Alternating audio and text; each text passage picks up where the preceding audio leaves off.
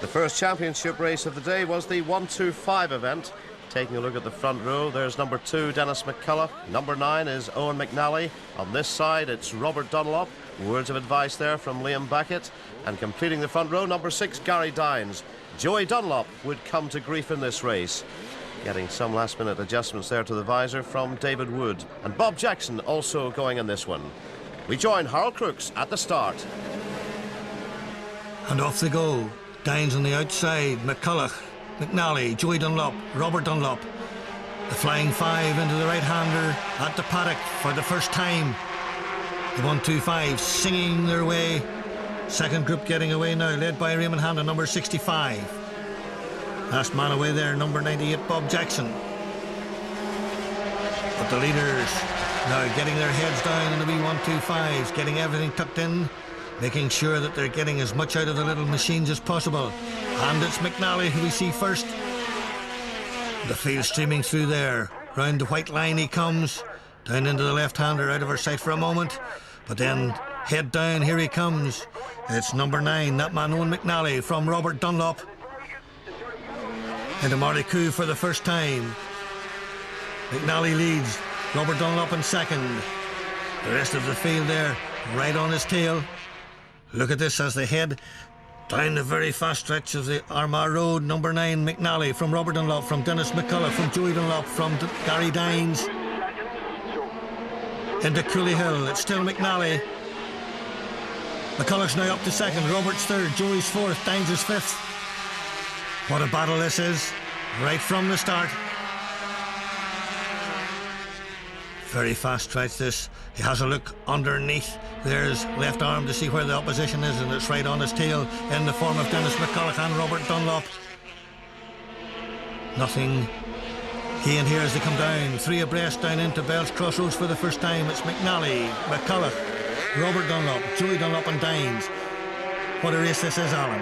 Yeah, absolute cracker for this, and Robert there just trying to go through on Dennis McCulloch as they go up into the paddock right-hander. First McNally still leads. Robert up to second place now. Dennis McCulloch down to third. Over the crest of the hill, full tilt. Robert Dunlop, and oh, look at the wiggle he has there. But he still squeezes between McNally and the hedge to take the lead. And it's now Robert Dunlop from McNally, from Dennis McCulloch. Joey still in there in fourth place. Dynes holding a brief there in fifth. Round Marley Cool to go. Joey head down behind the screen, chasing McCulloch. Robert Dunlop's coming back into second place there as McNally regains the lead. And it's still Robert Dunlop now out over the crest. McNally second, McCulloch right inside him. Then it's Joey Dunlop really flat out here as Dennis McCulloch dropping back there. It's Robert Dunlop, Joey Dunlop, McNally, Dennis McCulloch, Gary Dynes the order. Joey now leads at Cooley Hill. Down into the left-hander, hard on the brakes. Robert in second place. McNally, McCulloch, Dynes. There's no love lost between the Dunlop brothers when they get on the track, Alan. Certainly tough men, the two of them, and the other 3 tough guys behind them. This is anyone's race at the moment as they battle it out. Dynes just looks to be a little shade down there on top speed as they come up the hill. But it's still Joey from Robert. Out over the crest of the hill, keeping all tucked in, down into Bell's Crossroads. It's still Joey Dunlop from brother Robert. Dennis McCulloch finding space there on the inside. McNally on the outside. Dynes still there with them as they head across the line once again. Joey Dunlop, the pace setter, a man who has vast experience and a variety of capacities. He's an amazing man who can ride anything from a 125 to a 750.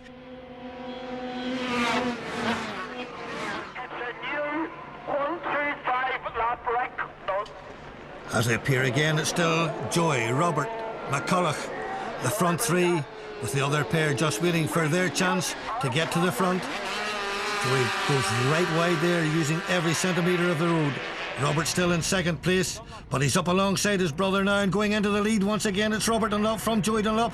And look at Dennis McCulloch, he's on the outside. He thinks it's his turn, but Joey's having none of it. He shuts the door, slams it tight in his face as they come down into Castle Corner. Whoops, and Joey really forces his way through in Robert there. Certainly no love lost in that move, Harold, as they come back down towards Cooley Hill. And again it's Joey, the man in front from Robert in second place. Into Cooley Hill, right-hander Dennis McCulloch right, parked on the back wheel of Robert Dunlop. Nobody looking around to see where the rest of the opposition is because they know it's right there behind them. Going back then to the back markers there, led by Darren Lindsay and Bob Jackson right at the back, an unusual place for him. A man who's not used to riding a 1-2-5 as much as these boys at the front. It's still Joey Dunlop from Robert Dunlop, Dennis McCulloch still in third place, McNally still fourth, Dynes still in fifth. Keeping the power on. Heads down in behind the screen, everything tucked in. Gary Dynes tells me if you even stick out an elbow, you lost about 500 revs. Taking the speed, and it's Robert back to the front again. Joey is second, Dennis is third. So McCulloch in third. Dynes is up to fourth, McNally demoted to fifth. We're on lap 4, heading out into the country. It's still Robert Dunlop from Joey Dunlop and Dennis McCulloch. McNally still in fourth.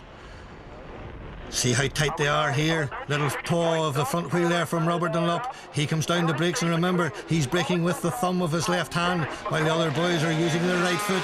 McNally still in fourth ahead of Dynes. Must be a bit of a disadvantage around a circuit like this, Alan, the thumb brake. Well, there's certainly 4 very hard braking areas there around the course, but looking now coming down the Cabra Straight, coming up to about 125 miles per hour there. The first 3 machines looking pretty even. McNally there in fourth, and Dynes, as I say, he seems to be out of it a little bit on top speed. And it looks as if Dennis McCulloch was going for second place, and he's taking it as they go round Castle Corner. It's Robert Dunlop from McCulloch, from Joey Dunlop. He's right in there again. McNally now, he thinks it's his turn to get into the front 3, but no room for him there. Dynes goes wide, he swings it into the right-hander. So the running order at the moment is Robert Dunlop, Dennis McCulloch, Joey Dunlop, Owen McNally and Gary Dynes. What a race it is. Absolutely unbelievable, Harold, because they're now all back just absolutely line astern here as they come up the Market Hill Road and heading back up towards Bells. So Robert Dunlop on the Patsy Kane Honda, setting the pace, and what a pace it has been. McCulloch now stays wide, thinks he can run wide and then cut across, and he goes into the lead. So a new leader again. It's Dennis McCulloch from Robert Dunlop. Owen McNally's up to third, Joey's down to fourth, Gary Dynes still holds fifth. And look at Robert turning on the power as they go up into the right-hander at the paddock. It's Robert Dunlop back to the lead. This is incredible stuff in the 1-2-5 race. No room for errors here. The order's still the same. Robert Dunlop holding it. Look at the wiggle there. McNally then is the widest of the 3 in the front. Joey now being passed by Dynes. He's back to fifth at Marlicoe.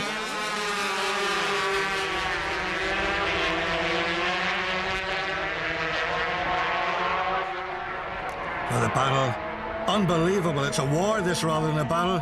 Robert Dunlop leads. Dennis McCulloch now in second place. Owen McNally third. Joey's back to fifth as Dynes takes over fourth.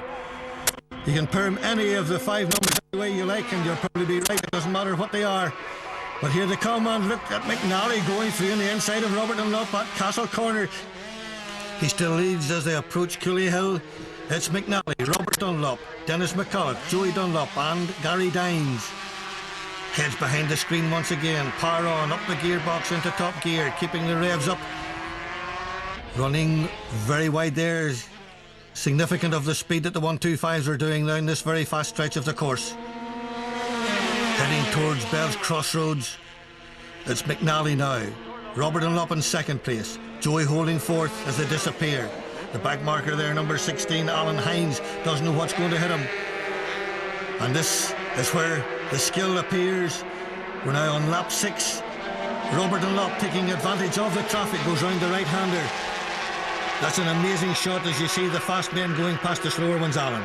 Absolutely, and here they come. And just watch this man, Gary Dynes, there at the back of the picture. They're coming through now, super fast through the next section of the course as we wait for them to come down towards Marlicoe. There's McNally, and Dynes is with them again.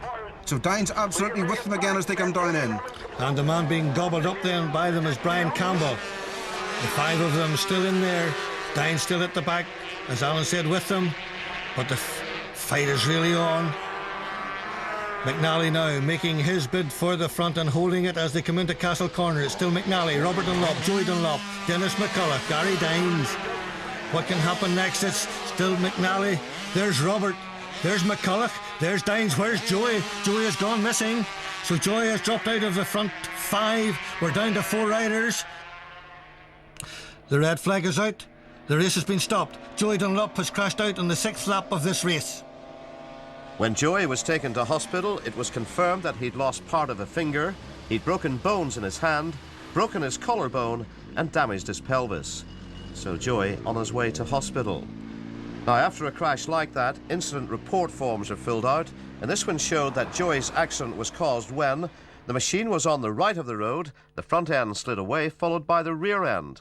He lost control almost immediately, resulting in crashing out and crossing the course diagonally for a distance of 180 feet. But not even this could deter Joey. It was a tight race. There was 5 of us, and it was coming near the end, and it just happened to be me that made the mistake, and nobody else to blame this time anyway. Got really fit this year, and I've been on a special diet to keep myself in good fit, and I'm not going to just throw it away now, just because I had an accident.